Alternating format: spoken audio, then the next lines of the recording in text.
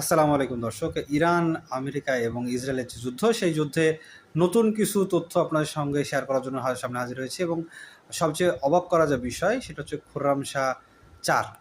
আপনারা জানেন যে খোররাম শাহ ৪ হচ্ছে নতুন একটি প্রযুক্তি দেখেছে সারা বিশ্বকে এবং এমন একটি ব্যালিস্টিক মিসাইল, যে মিসাইলের ভিতরে ৮০টা ওয়ারহেড। একবার চিন্তা করেন যে সাধারণত ব্যালিস্টিক মিসাইলগুলো একাই হিট করলে যে পরিমাণ হতাহত হয়, একটার ভিতর থেকে যদি ৮০টা ওয়ারহেড বের হয়, তার মানে কী পরিমাণ হতাহত হবে।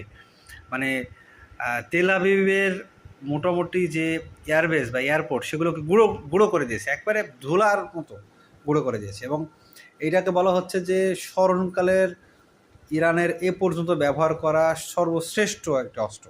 মানে যখনই আকাশে যাবে, শত্রুর আকাশে, সেখান থেকে যখন হিট করবে, ৮০টা আলাদা আলাদা ওয়ারহেড বের হবে এবং সেগুলো একসাথে হিট করবে এবং প্রত্যেকটার আবার আলাদা আলাদা ইঞ্জিন আছে।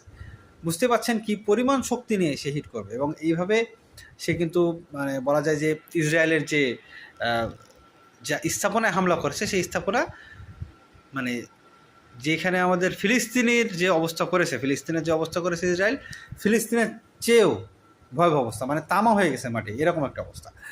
আর আরেকটা আপডেট হচ্ছে যে খোররাম শাহ ৫ আসছে এখনও। মানে ইরানের হাতে যে কী কী অস্ত্র আছে, কী কী প্রযুক্তি সে এখন পর্যন্ত ইরান আবিষ্কার করতে পেরেছে, সেটা কিন্তু আসলে এখনও জানা যায়নি। মানে ইরান বলছিল কিছুদিন আগে যে আমরা এমন কিছু দেখাবো যেটা আগে কখনো বিশ্ব দেখেনি। একটি ছড়িয়ে পড়া ভিডিওতে কিন্তু এমন কিছু দেখা গিয়েছে যেটা আসলেই বিশ্ব আগে কখনো দেখেনি। এই যুদ্ধের মোড় যে কোন দিকে নিচ্ছে সেটি কিন্তু আসলে বলা মুশকিল। আস্তে আস্তে মনে হচ্ছে যুদ্ধ ক্রমশ জটিল সমীকরণের দিকে যাচ্ছে। আপনার মতামত জানাবেন। ধন্যবাদ।